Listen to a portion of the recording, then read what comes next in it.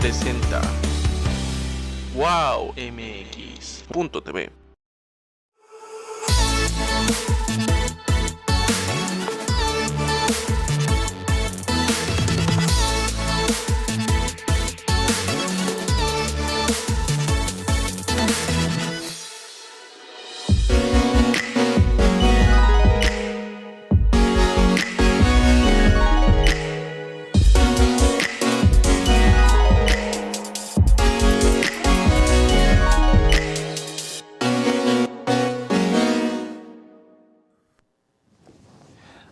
Buenas tardes, amigos de En Tus Propias Palabras. Hoy vamos a platicar de un tema sumamente serio.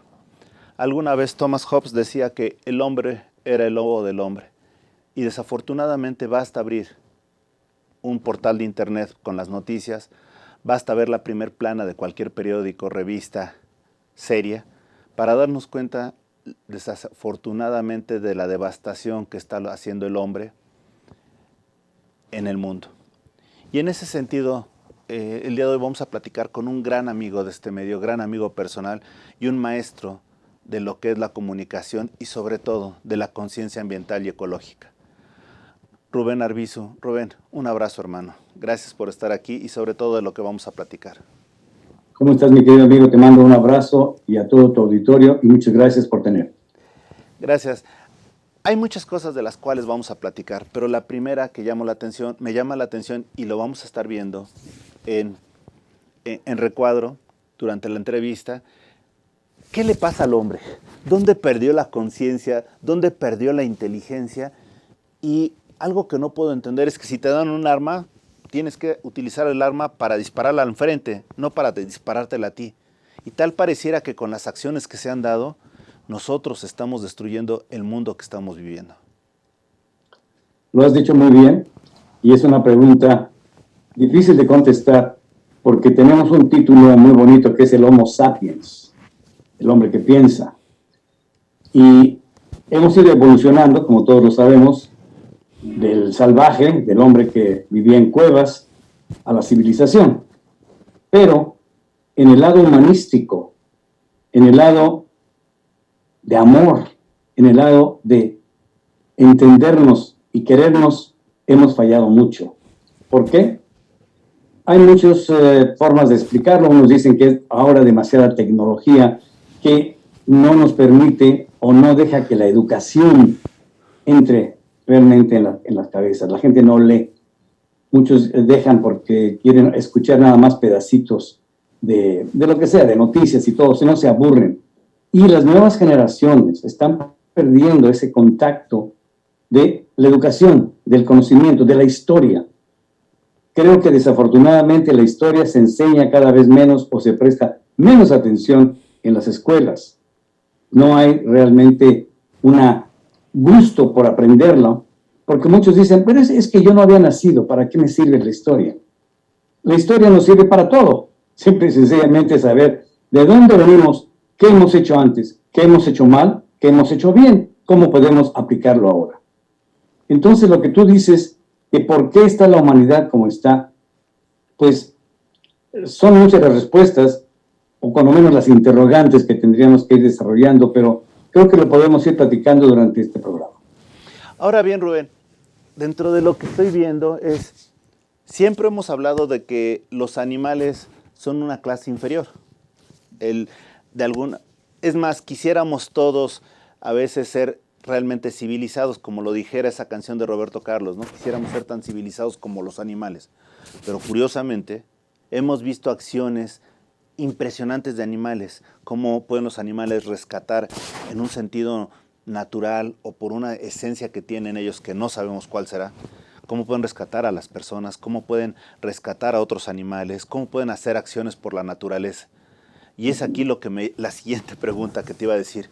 ¿Dónde está la verdadera naturaleza humana? ¿En los humanos o en los animales, por decirlo así? Fíjate que esto es una cosa que entre amigos ambientalistas de mucho conocimiento, mucho mayor conocimiento que el mío, hemos estado comentando últimamente. Y cada vez ahora, por lo menos de que ahora todo se puede filmar, todos tienen su teléfono y filman cosas que antes no veíamos. Se están constatando escenas, como tú dices, de animales rescatando a seres humanos, exponiéndose ellos al daño. Hay una escena, lo vi hace unos días, en la India, creo que fue en la India, en Pakistán. Va en un río, un hombre se está ahogando, hay una manada de elefantes en la orilla, en la orilla extrema, y uno de ellos se arroja al río, poniendo en peligro a él mismo, para rescatar al ser humano. Lo arropa con su trompa, lo lleva a la orilla y lo empieza a acariciar. Ese animal que hemos aplicado pésimamente esa palabra, eres un animal, o sea, eres un tonto, eres un inepto, eres uno que no sabe mucho más. Hemos visto escenas de simios alimentando y acariciando a tortugas y dando la comida a ellos, de perros rescatando a gatos también de ríos o de aguas. Cosas increíbles porque no los hemos aceptado antes, de que ellos son también habitantes de este planeta, que no somos los dueños, que nosotros no somos los únicos que vivimos aquí y que no tenemos ese dominio que se supone fue hecho en forma divina, que yo lo dudo. Yo dudo que Dios haya dicho, ahí tienes a los animales, abusa de ellos y haz lo que quieras con ellos. Eso no lo siento que sea cierto. Coincido contigo. Y Rubén, otra de las preguntas que, bueno, más que nada te voy a compartir algo con la confianza y con la amistad que tenemos. Yo no puedo entender a veces cómo cuando, a mí en lo personal, estoy triste o por alguna situación tengo una etapa de duelo en mi vida, resulta que los peludos, en este caso mis dos perritas, como que lo presienten. Y no falta la caricia, no falta la lamida, no falta el acercamiento que llegan con ellas para sentirme y sentirlas a ellas y nutrirme de lo que está pasando, de esa comunicación mágica que se da. Y te pregunto, ¿es un hecho aislado o es realmente una acción que nosotros no vemos y no valoramos? Es un hecho tan real que hay cantidad de animales que sirven de consuelo en hospitales, en consuelo de pacientes que están ya por fallecer. Hay casos de perros y gatos que viven en los hospitales, que están constantemente monitoreando a los enfermos para estar con ellos más tiempo cuando sienten que se van a ir, y los están dando su cariño y su amor. Hay un hecho ahorita que hablas de los animales y del abuso.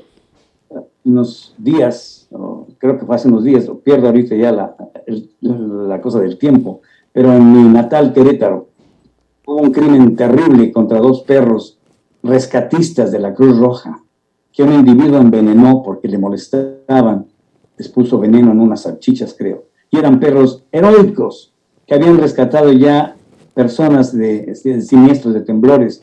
Uno de ellos estaba entrenado para dar consuelo a los niños que tienen autismo y otras cosas. O sea, dan mayor amor que muchísimos humanos. Los animales nos dan, el que no entiende y no sabe querer a un animal, no sabe querer al ser humano. El que maltrata a un animal es definitivamente un ser humano despreciable, en mi opinión. Coincido, y además fíjate que antes decíamos que los primitivos eran los que podrían ser más brutales con los animales, pero jamás lastimaban realmente sin una razón, ¿no? Hoy no necesitamos no necesitamos razones para lastimar. Entonces dices, ¿qué pasó? ¿Dónde quedó la evolución, no? Esa evolución, es lo que te digo, está en el aire, o sea, como dice la canción famosa, The answer is blowing in the wind. La respuesta está volando en el aire, por muchas cosas. Por ejemplo, recuerda esas escenas que se han visto, o se han encontrado desde hace muchos años, en cuevas de esos hombres salvajes que vivían en esas cuevas, que pintaban animales con un detalle de asombro, de grandeza que los rodeaba. ¿Por qué? Porque sentían y sabían que eran seres que vivían junto con ellos, que les proveían o alimento, o les proveían ayuda, o les proveían conocimiento, porque también ellos lo seguían, porque muchas veces sabían que un animal va a ciertos lugares donde hay agua que ellos no encontraban y lo seguían. O sea, es una cadena de conocimiento que debimos haber desarrollado más, pero de pronto se ha perdido. Y se ha perdido, y hablando ya en los tiempos actuales, cada vez más por, ¿qué te diré? Por un egoísmo. Un egoísmo. Nos decía el capitán Cousteau, el egoísmo es lo que va a consumir más al ser humano y va a hacer que más destruya la naturaleza y a sí mismo. Es decir, esto es mío, hago lo que me da la gana. Los animales, esos los uso. No, deben ser nuestros. Yo aquí en tu pequeña casa donde yo vivo, estoy rodeado de animales que son para mí mi gusto. Las aves que me vienen a visitar todos los días y que les pongo su alimento y me revolotean sobre la cabeza y me están saludando y me están dando las gracias y me comparten. Los mapaches que vienen a comer en las tardes y los veo y con qué gusto los veo sus caras y sus expresiones de contento. Las ardillas, todos comunican y todos te dan vibraciones positivas que deberíamos aprender a absorberlas.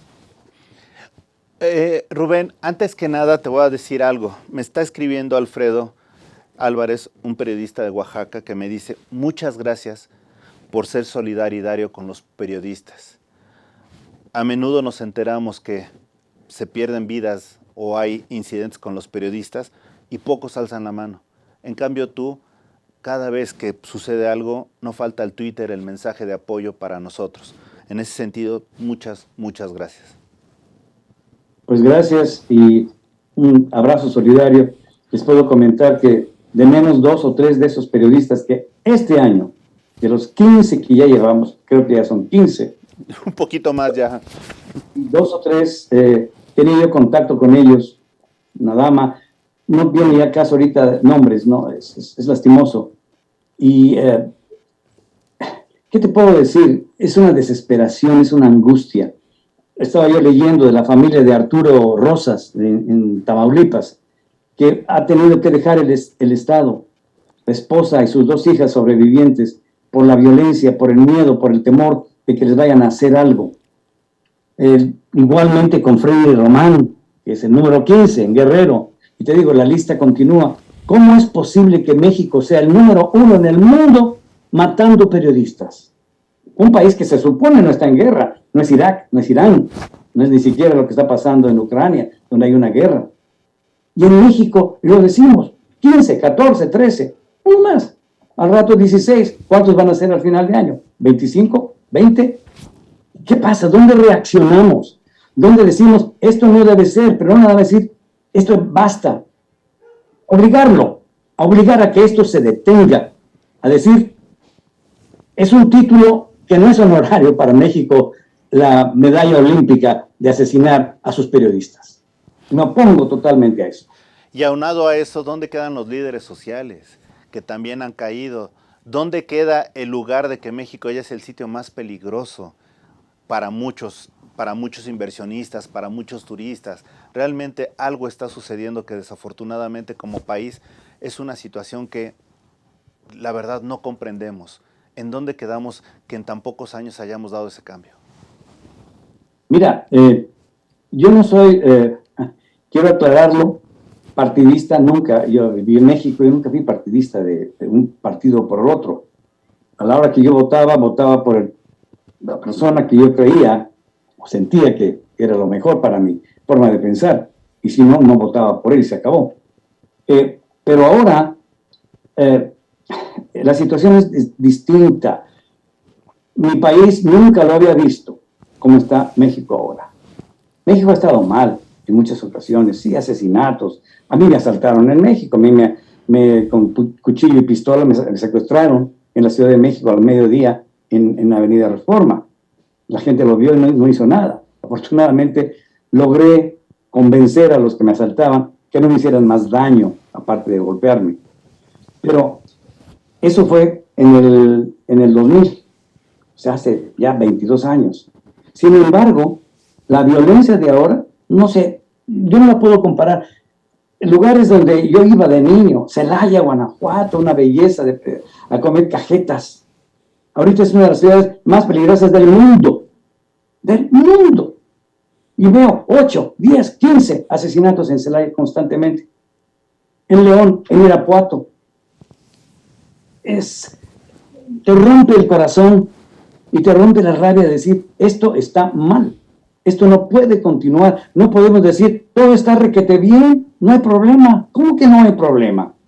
¿Qué es lo que está ocurriendo? Que las carreteras son cada vez más peligrosas. Ahora los detienen en las carreteras, queman camiones, es algo ya de todos los días, ya no es ni noticia de primera plana, es nada más uno más entre tantos. Los asaltos en los autobuses en la Ciudad de México, los minibuses y todo, de todos los días, ahí están los videos, es normal, es parte de algo. En las calles, México siempre ha tenido crimen, pero a los niveles de ahora, nunca jamás había visto esto, y es algo que me aterra, me da rabia, me da pena. Yo estuve en Querétaro en 2019, fue la última vez, fui a visitar la iglesia donde están los restos de mis padres y mi hermana, y dije, yo no vuelvo a Querétaro. Yo quedé asombrado de la porquería, de la mugre, del ruido, de los lugares donde eran la belleza de cuando yo era un chamaco, donde íbamos a tomar un helado, al parque limpio. Aquello es una suciedad, y ahora he visto reportajes de hace unos meses o menos, de que las suciedades de excrementos humanos están por todo el centro de la ciudad histórico de Querétaro, una de las joyas de este continente, una de las joyas coloniales. ¿Cómo es posible que ese descuido se llegue? ¿Cómo es posible que se pasó ese video de esa abuela asesinando a martillazos a un perro que tenía encadenado, y se me salen las lágrimas al decirlo, de rabia? ¿Cómo es posible? ¿Qué mensaje está dando esa abuela a los nietos? Pues entonces que lo hagan. ¿Qué mensaje se da a esos niños que vieron el asesinato del oso en Coahuila? Un asesinato bestial, brutal, que no puede uno creerlo, contra un inocente animal que fue a buscar agua. Y el pueblo lo atacó y lo amarró hasta que lo estranguló, y aplaudiendo a la gente y los policías viendo. Y creo que les dieron un castigo a los policías de 5 días de no paga o de retiro, 5 días. Ese fue el castigo. Entonces, pues está mal todo. Es una cadena de que la situación está mal desde arriba y va hacia abajo. Rubén, cuando ves que se les da a los niños, que se les dice y se les exhorta que vayan a la escuela, etcétera, y te enteras que hay lugares donde por la inseguridad ni siquiera pueden salir, de repente dices, ¿en dónde estamos viviendo? Te vuelvo a repetir, yo viví en México hasta que tuve 31 años que me vine a Estados Unidos a trabajar. Y me vine no porque me faltara trabajo, yo tenía mucho trabajo en México, pero tuve una oferta muy buena, Estudios Universal, para venir a enseñar doblaje, que era lo que yo hacía en México, porque aprendí de mi hermano Jorge, que fue aquella voz increíble del pájaro loco, de los Picapiedra. El Superagente 86. El que quieras era. Aprendí mi hermano mayor, que era casi mi padre por la edad. Y yo te digo, yo viví en México terrible también. Me tocó Tlatelolco de joven, me tocó lo del 68, muy joven, todo ello, sí. Pero había cosas que no se excedían, vaya. Yo nunca sentí inseguridad al viajar. Yo nunca me sentí con miedo de andar en las calles, me iba al teatro en las noches, salía con mi hermano Jorge del teatro, nos íbamos a cenar. Ahora, de broma yo lo haría. ¿Cómo es posible eso? Y lo estamos platicando y lo estamos diciendo. Te puedo decir un detalle muy importante. Cuando Cousteau fue a México en 1992, que estuvimos en abril del 92, invitados por el gobierno del entonces presidente Salinas de Gortari, porque se firmaron varios acuerdos muy importantes para que México contribuyera o participara con la organización Cousteau en el salvamento ecológico de muchos lugares de México, entre ellos Nayarit, que era un lugar precioso, era un lugar limpio, y el gobernador nos había pedido, vengan a ayudarnos a hacer un plan maestro antes de que se desarrolle y se destruya esto como pasa en Vallarta. Y participamos durante 3 años. Íbamos constantemente a México.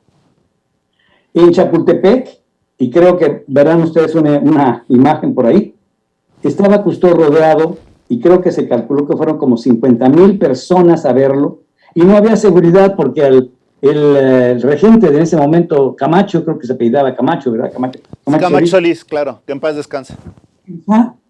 Y está la fotografía, bueno, alcanzas a ver unas personas, pero estaba totalmente inundado de gente que lo quería besar, que lo quería tocar, que le gritaban, sálvanos, Cousteau. Y en ese momento le está entregando Camacho Solís al capitán Cousteau, simbólicamente, casi 300,000 firmas que se habían recolectado en un día en México, para ayudar a apoyar la petición del capitán Cousteau de los derechos para las generaciones futuras que él estaba poniendo para las Naciones Unidas. Y está el capitán feliz. Y en la foto, si ven un poco más abajo, estoy con Jean-Michel Cousteau con una cara como de preocupación, es decir, nos van a aplastar aquí, ¿qué pasa? No pasó nada. Llegó un momento que se hizo una como cadena humana para detener a la gente que ya no se acercara tanto a él, pero jamás nos tuvimos miedo o que nos iba a pasar algo. Eso ocurre ahorita en México, ni de broma. Ni de broma podría pasar una cosa como esa. Anduvimos en muchos lados de México, con miles de personas, están los periódicos, ustedes verán ahí fotografías de las planas. ¿Cuándo hubo la menor cosa en contra o un ataque o algo? Nunca. Y eso fue hace 30 años. Por amor de Dios, pero entonces, ¿qué te puedo decir? Mira, aquí hay algo que me está, estamos viendo varias cosas en pantalla, y lo cual agradezco mucho a producción el trabajo que están haciendo. ¿De dónde, o mejor dicho, qué tanto influyó en ti el capitán Cousteau en tu vida? Platícanos un poquito de cómo se da esa relación. Bueno, rápidamente, tuve el privilegio, muy chamaco, yo tenía 17 años, de terminar la serie del doblaje, o sea, hacer la traducción para el doblaje de la serie que se pasaba en toda Latinoamérica, en el mundo hispano, que se doblaba en México, con la voz de un gran actor, no era mexicano, era español, francés, era hermano de Antonio Pasí, y él hacía la voz de Cousteau y le puse el acento francés, pues, eso quedó encantador. Y yo traduje muchos de los últimos años de la serie. Y lo conocí, y me enamoré de todos, era un héroe. Y en mi casa, mi madre, que era ambientalista desde todo corazón, desde niño nos enseñó, no pises ni una hormiga, porque una hormiga representa importante cosa para el ecosistema. Mi madre era una adelantada en ese sentido de la ecología. Pero en fin, entonces para mí Cousteau fue un héroe. Cuando yo me viví en Estados Unidos, en Los Ángeles, me desarrollé ahí en la cosa del doblaje, empecé a escribir, empecé a hacer cosas de periodismo, y en 1988 el capitán Cousteau fue a recibir un premio muy importante, Héroe de la Paz, a una organización de la cual ahora yo soy miembro desde esa época, que se llama la Nuclear Age Peace Foundation, que es coganador del Premio Nobel de la Paz de 2017, que estamos en contra de las armas nucleares. Soy su director para América Latina. Pero en fin, entonces ellos iban a entregar un premio al capitán en Santa Bárbara, California. Yo digo, wow, aquí cerca, Miguel, lo podríamos ver. Llamé por teléfono a la organización y me dijeron, ¿está usted invitado? ¿Es periodista? Sí. Venga, está invitado, le mandamos su boleto para que venga, porque iba a haber una cena de $500 para la cena, para contribuir para la organización, o sea, una ayuda para la Nuclear Peace Foundation. Fui con mi esposa y tuve la oportunidad de ver al capitán a 3 metros de mí, dar su discurso en el momento que acababa de pasar un accidente terrible en un submarino nuclear ruso que se había hundido con armas termonucleares. Y nos dijo ahí, el día que esas armas, porque el mar las va a corroer, contaminen los mares, el plutonio salga, adiós al mar. Y ese es el mundo que estamos viviendo. Y el desastre de Valdés, de la contaminación enorme del petróleo. O sea, nos dijo su mensaje. Después de ahí, el doctor Krieger, que es el presidente de la Nuclear Peace Foundation, me dice, Rubén, ¿quieres saludar al capitán personalmente? Y yo, pues por supuesto. Síguenos porque va a haber una pequeña cena en un lugar muy exclusivo de una casa donde va a haber nada más 50 o 60 personas.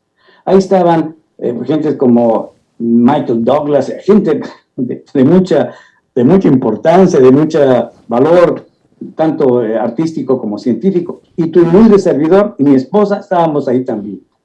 Llegó un momento en que el capitán lo traían por todos lados, y de pronto me dice el doctor Krieger, mira, ven, vamos, lo voy a sacar a la sala, afuera, para que hables con él. Y me lo llevo ahí. Empezamos a platicar, y tengo las fotografías también con él. Y me dice, ¿qué es lo que tú haces, hijo? Y se me ocurrió decirle, pues, yo traducía su serie. Le encantó eso. Le fascinó. Y con el acento francés me dice, no, y bueno, ¿y qué más haces? Y ya le dije, bueno, pues hago doblaje y de esto. ¿Y tú conoces bien Latinoamérica? Le digo, pues sí, pues es mi hermano. Quiero que te vengas a mi familia. Quiero que te vengas con nosotros. Y llamó en ese momento al doctor Murphy, que era el vicepresidente de Ciencia y Educación, que estaba ahí. Dice, a ver, Murphy, ven, te vas a conocer, ¿a cómo te llamas? A Rubén Herbiz. Te va a ir a ver a la oficina la semana que viene, porque era un sábado, y él dice que quiere estar con nosotros. ¿Verdad que sí? Pues sí, capitán, claro que sí. No lo podía yo creer, como te imaginarás. Y de ahí partió que una semana después llegó Jean-Michel Cousteau, me conoció y me dijo, bienvenido aquí a la familia. Por cierto, les voy a mandar una fotografía de un libro del capitán que me dedica, en el cual me da la bienvenida a nombre del Calypso y de Alcyon, el otro barco, y me da la bienvenida con ellos, que para mí es un tesoro. Y durante 5 años de mi vida los dediqué totalmente a ellos, a recorrer el planeta, contribuyendo en la cosa de las filmaciones. Iba yo adelantado para preparar, tú sabes, los enormes preparativos para esas expediciones, permisos. Y cuando cruzamos desde China hasta Vietnam, en el Calypso, para ver los resultados después de la guerra de Vietnam, ya había acabado, los resultados terribles. Pues yo iba de embajador para que nos dejaran pasar, que no nos fueran a disparar los guerrilleros, y me decía el capitán, llévate tu pasaporte mexicano, no el americano, porque con México no hay problema. Y así me presentaban los guías con los guerrilleros. Por ejemplo, los del Mekong, en el río, que había muchos guerrilleros de Camboya. Y les decía, yo llevaba un pequeño pantalla de televisión con programas, y decía, mira, estos somos nosotros, hacemos esto para filmar, no hacemos nada mal. Ah, sí, pasen, no les vamos a ametrallar el barco, ni mucho menos. Esa era parte de mis misiones, más aparte de otras cosas. Pero fue una experiencia extraordinaria que quedó en mi vida, y ahora continúo yo con Jean-Michel Cousteau, que es su hijo. Soy su director general para América Latina de la organización Ocean Future Society, y continuamos tratando de llevar el mensaje Cousteau al mundo, de hacer entender que somos una sola casa común. El planeta no tiene fronteras, los países no tienen fronteras, es visto desde el espacio, es una sola casa común. Nosotros dividimos, nosotros decimos, esto es este país, hay una guerra, borras la frontera, ya no existe. No es cierto, es lo mismo, es la casa común. Por eso Cousteau decía, yo no soy ciudadano francés, soy ciudadano del mundo, porque eso es lo que me debe pertenecer, del mundo. Y yo quisiera, en alguna forma, imitar un poco las enseñanzas de ese señor. Rubén, para ti, perdón, y esto sí lo voy a tener que señalar. Tú has visto a la gente, has visto proyectos, es cierto, se han deteriorado algunos aspectos ambientales, etcétera, pero la mayoría de los proyectos tratan de ver la sustentabilidad. ¿Qué te pareció que, por ejemplo, al principio el Tren Maya se haya hecho con permiso de la Madre Tierra? O sea, ¿hasta dónde llegó tu imaginación y tu punto crítico y tu capacidad de sorpresa en eso? Bueno, sin ofender a nadie, y este es no nada más mi punto personal, eso lo platiqué con lo mismo, personas de un alcance ambientalista enorme, lo vieron, lo platiqué y me dijeron, pero esto es como una cosa simpática, ¿verdad? Como para quedar bien con alguien, pero esto no es cierto, ¿verdad? No por esto ya la Madre Tierra les respondió y les dijo, sí tienen permiso para hacer lo que quieran. Digo, pues es que desgraciadamente eso es lo que está diciendo, que ahora ya hay permiso, que la Madre Tierra, después de esa pequeña ceremonia de una quema de copal y de ponerles unos tarros de cerveza y unas flores, ya les dio permiso para que hagan todo, ya quedó el permiso. No hay necesidad de hacer planes maestros, no hay necesidad de investigar ecológicamente qué pasa ahí, no hay necesidad de hacer un estudio de impacto ambiental que se hace hasta para levantar un edificio. Tú levantas un edificio en la Ciudad de México y creo que debes de tener un estudio de impacto ambiental. ¿Qué vas a hacer? ¿Qué vas a tener agua? ¿Cómo la vas a sacar? ¿Hay árboles? Digo, para un edificio.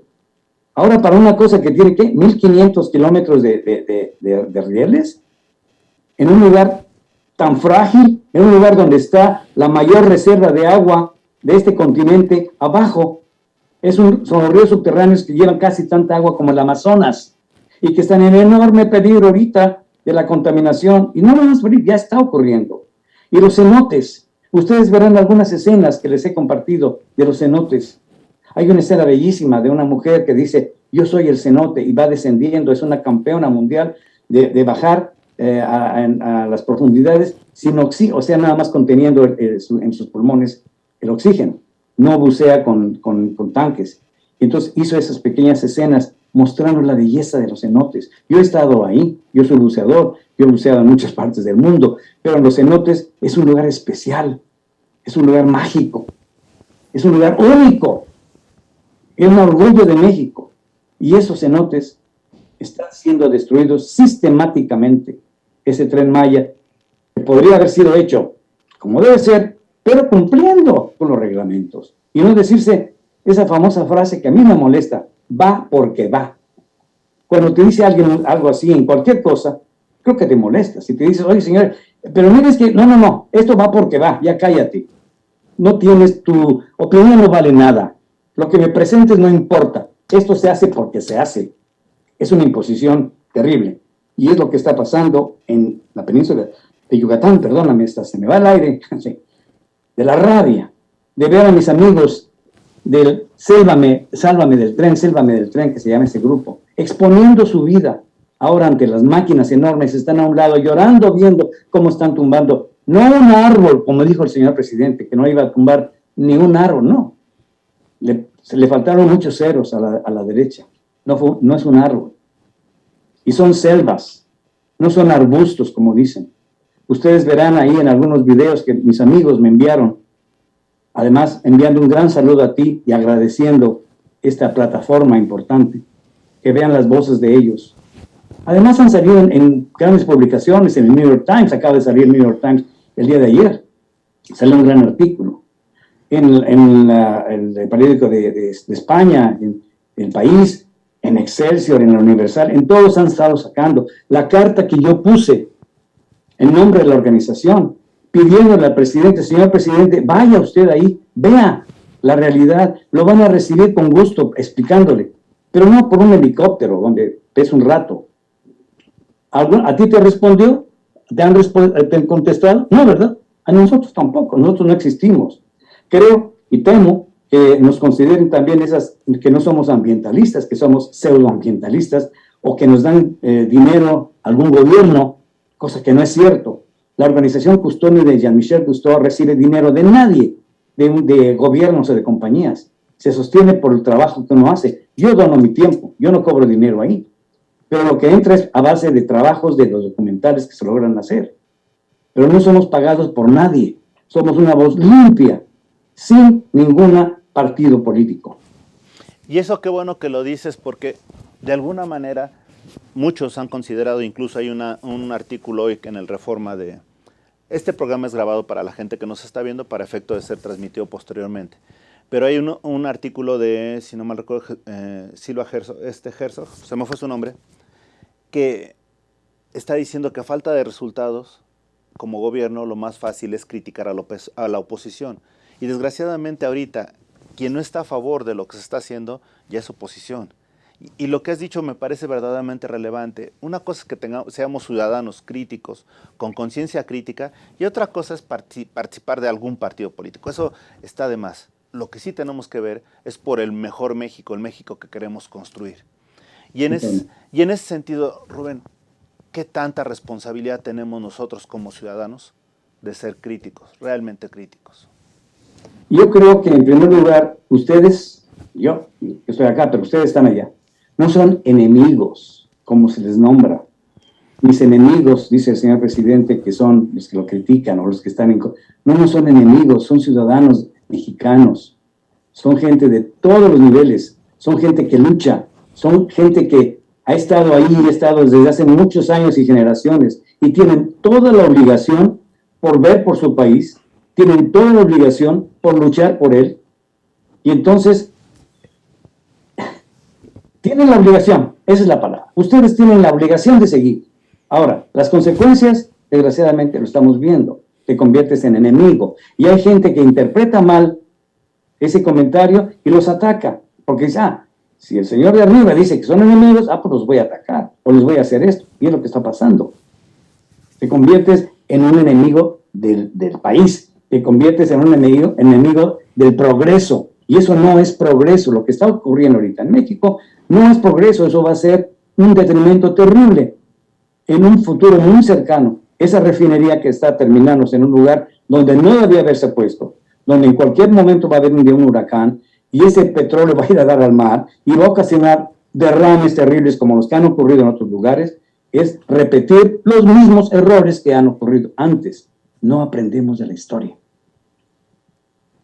Pero fíjate que qué bueno que lo estás comentando, y aprovecho también, Rubén, para preguntarte. Tú has tenido la oportunidad de seguir a México en tu labor. Has tenido la oportunidad de ver 2 visitas de un presidente, del actual presidente mexicano, a Estados Unidos. En ese sentido te pregunto, ¿cuál ha sido tu experiencia? Mi experiencia de ver específicamente la última visita del presidente. Las dos, con Trump y la actual, con la actual administración. Yo no puedo comprender todavía que haya alguien que apoye a ese señor Trump, que a veces es hasta un insulto decir el nombre, un individuo que está ocasionando el mayor grave peligro para que la democracia en este país desaparezca.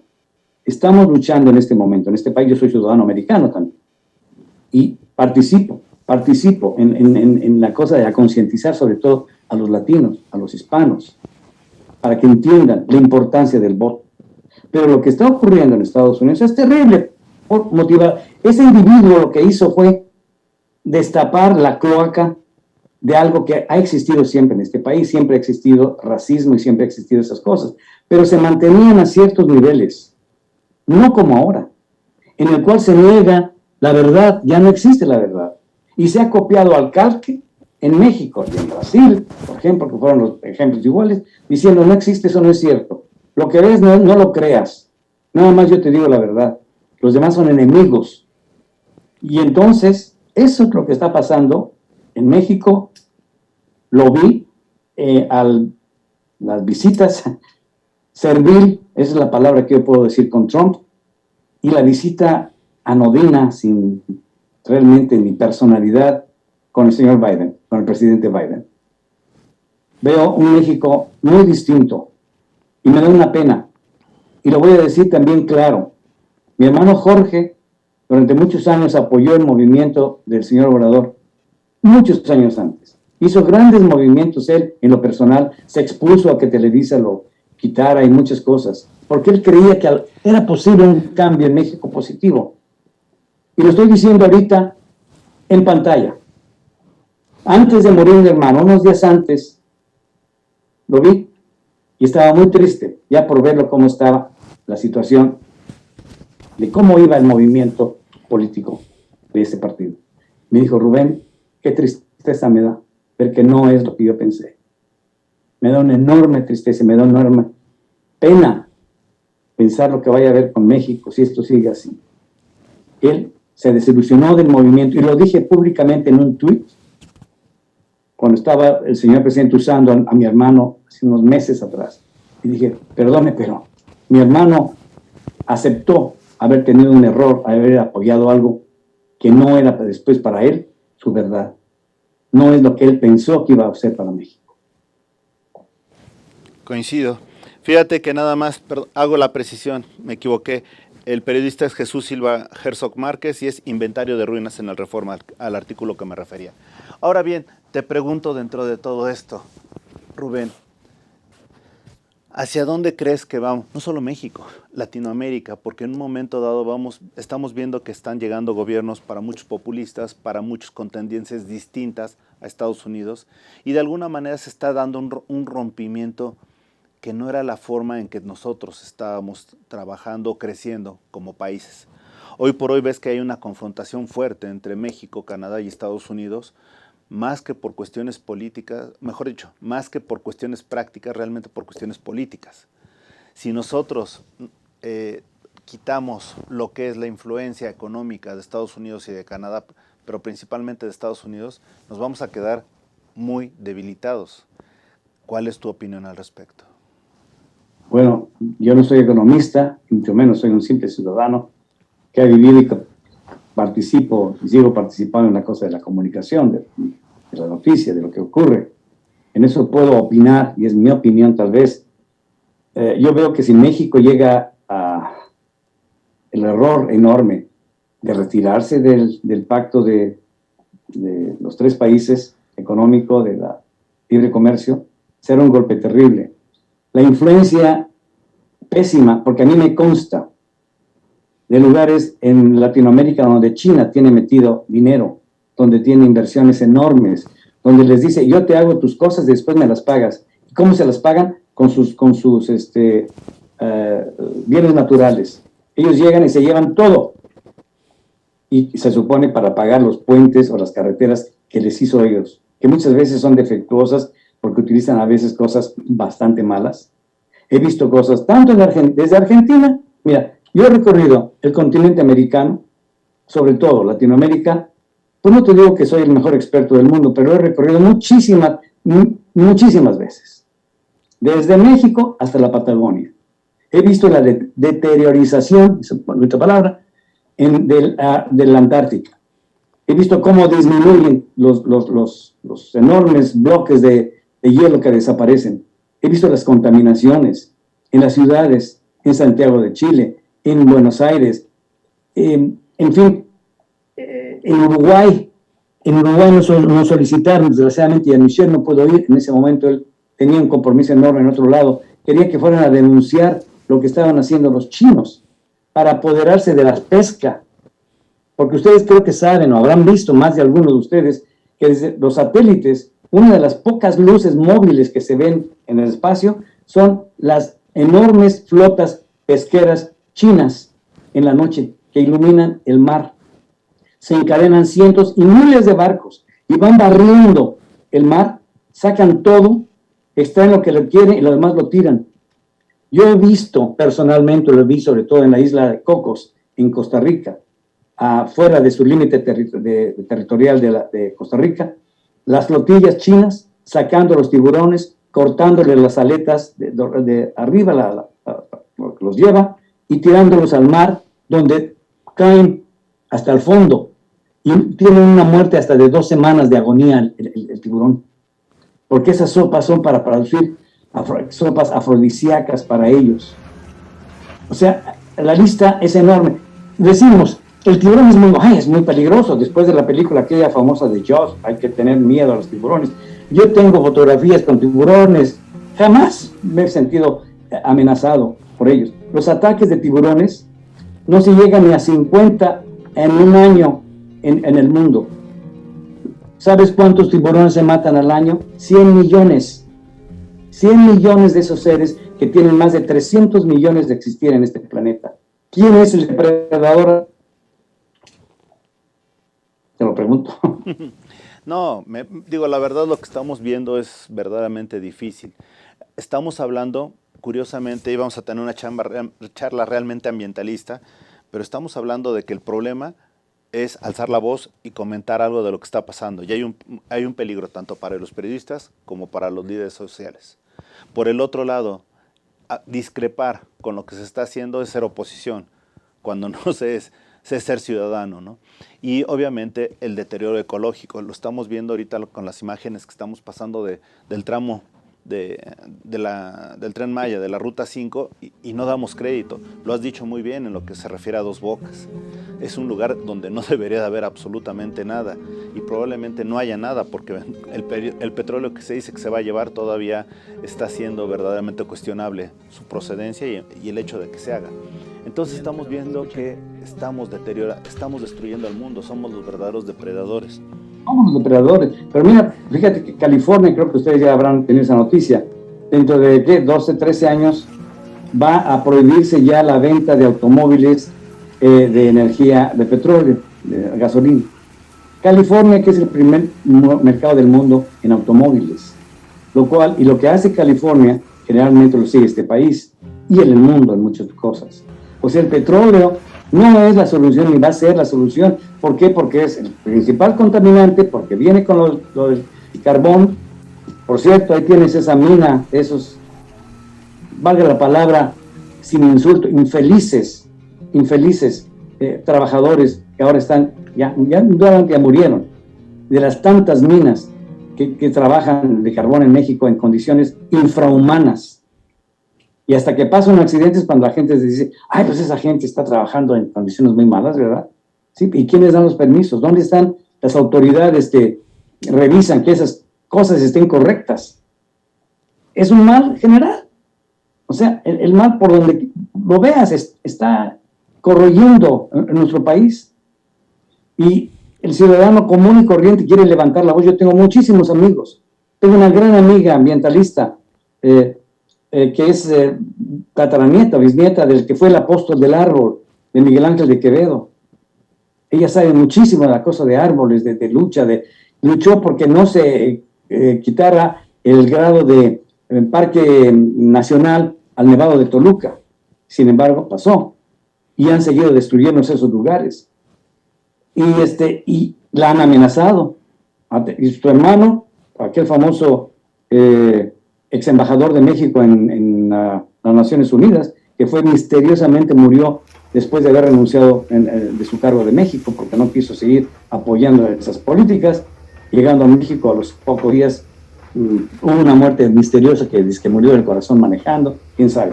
Pero la cosa es de que las personas que levantan la voz, y yo tengo muchos amigos que sienten la presión en su trabajo. Yo tengo una gran amiga ahorita, y ya no digo la secretaría en la cual estaba, brillante, con todas las credenciales, con idiomas, etcétera, pero porque va en contra de las disposiciones que estaban pasando, dijeron, aquí está tu renuncia, cállate la boca, o no vas a trabajar en ningún otro lugar, y se acabó. Eso es lo que está pasando también. Qué fuerte es lo que nos estás diciendo, y desafortunadamente es más fuerte todavía la realidad. Nos estamos quedando muy cortos, estamos siendo muy light. Rubén, de alguna manera en estos momentos, ¿cómo ser mexicano y no morir en el intento? Realmente ciudadano mexicano me refiero. Yo creo que en primer lugar es la unidad. Si son más, va a haber más fuerza. Si participas, aunque sea enterándote, no digas, es que es demasiado, yo mejor ni me entero. Esa famosa frase, yo mejor ni me entero, es mala, porque vives en la ignorancia.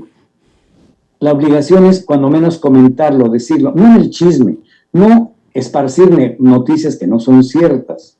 Eso es muy peligroso.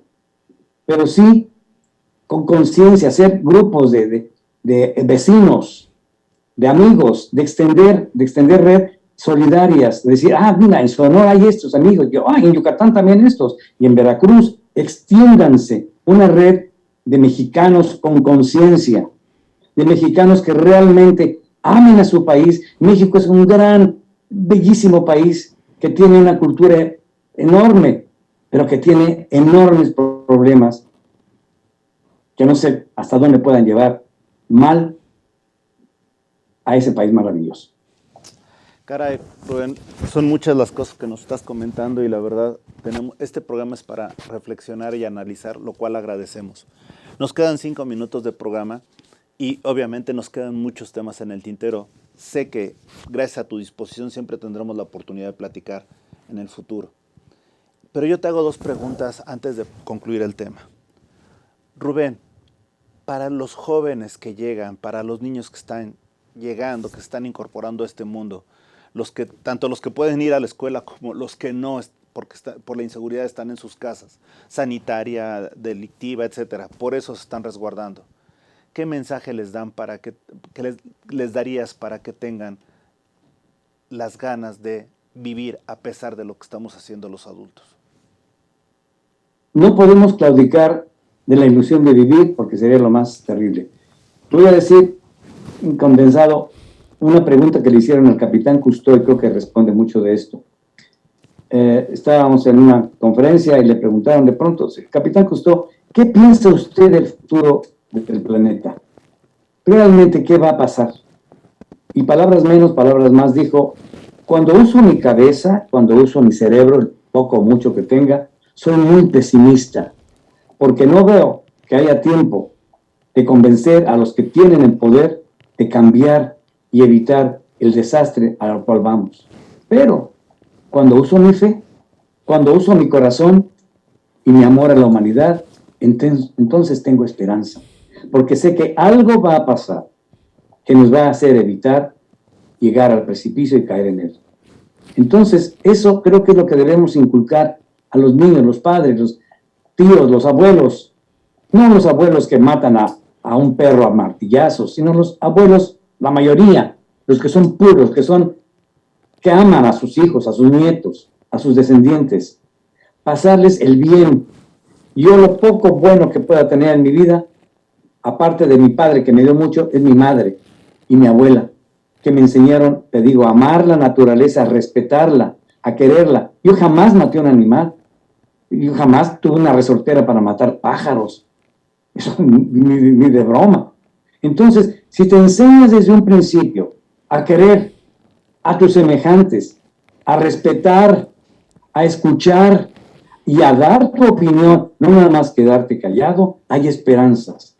Y esa esperanza es la que debe prevalecer en las escuelas y en las casas de México. México va a salir adelante. México no se va a hundir. Y estamos seguros de ello, Rubén. Te agradecemos mucho tus palabras y te reitero, estoy viendo algunos comentarios que nos está haciendo favor de informarnos producción y la mayoría es reconociéndote la gran labor ciudadana, cívica a nivel mundial. Tú eres un hombre que ama al planeta y así lo agradecemos.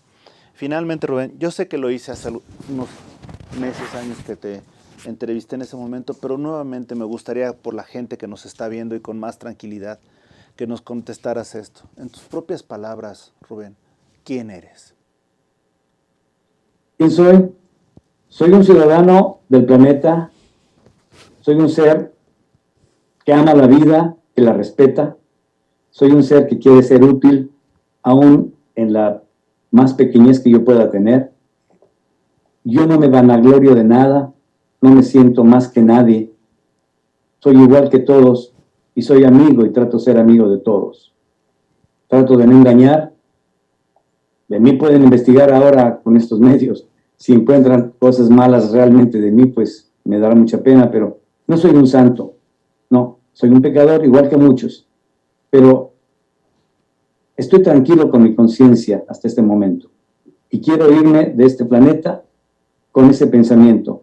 Hice lo posible por dar mi pequeña contribución, minúscula. Pero acuérdense que esos granos de arena son los que forman los grandes castillos en las playas, cuando hacemos un castillo de arena. Pues muchas gracias, Rubén. La verdad es que me siento afortunado, y lo digo públicamente, de contar con tu amistad, con tu afecto y, lo más importante, con tus palabras cuando son verdaderamente necesarias como ser humano. Muchas gracias. Yo te agradezco a ti porque eres un gran amigo. Gracias. Y finalmente, nada más, yo te pediría algo. De la lectura que has hecho, de las poesías que has vivido, que has analizado, de los detalles y notas que has vivido, ¿podrías despedir este programa para el público y mencionar tus redes sociales para que te sigan? Mi red social es arroba, en tweet, Rubén D, o sea, una D, Arbizu. Rubén D mayúscula, Arbizu. Ese es mi tweet, que es el que generalmente utilizo para esto. Mi email, creo que ustedes lo pueden poner, el email que autorizo a que pongan el de la organización de Jean-Michel Cousteau. Y tengo uno en el cual ahora estoy escribiendo unas columnas en que también se hace un podcast. Y me pueden mandar comentarios y el nombre, y lo del letrero es RUMZKY, Rumsky, lo inventé el nombre, rumsky@mac.com. Ahí podrán ustedes leerlas, o pueden enviar comentarios, los que quieran, lo que crean, que me quieran decir. Y el periódico en el que estoy escribiendo acá en Atlanta, que se publica y se lee en muchos lados, se llama La Visión. Pueden hacer ustedes una investigación, lavision.com, acá en Atlanta. Y ahí estoy, escribo yo todos los martes. Este martes no voy a poder porque estuve haciendo un trabajo ayer para un gran amigo y no pude escribir mi columna, pero todos los martes se publica y junto va un podcast, o sea, leo la columna de lo que estoy haciendo. Y sobre todo trato de poner en alto el espíritu latino, hispano, de las contribuciones que hemos hecho para este país. Somos muy importantes, somos valiosos en este país. Y si te puedes despedir con alguna frase que haya quedado en tu vida y que no la quieras compartir. Frases muy grandes de otro gran amigo que tuve, que fue Carl Sagan, del cual tuve el privilegio de traducir su serie de Cosmos. Y una de las cosas que dijo, ser un ser pensante es el mayor aliciente para seguir adelante. Y eso lo traduje más o menos de lo que me dijo en inglés. Ser un ser pensante es un gran aliciente para seguir adelante. Muchísimas gracias, Rubén, y sobre todo, muchas gracias a ustedes que han seguido este programa. Esto ha sido En tus propias palabras. Hasta la próxima. Gracias. Wow. MX.tv presentó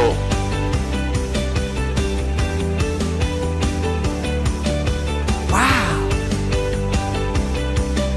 ¡Wow!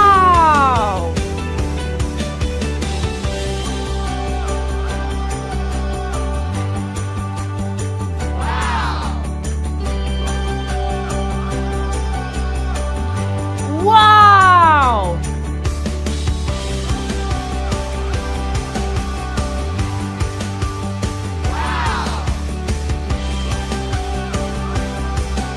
¡Wow!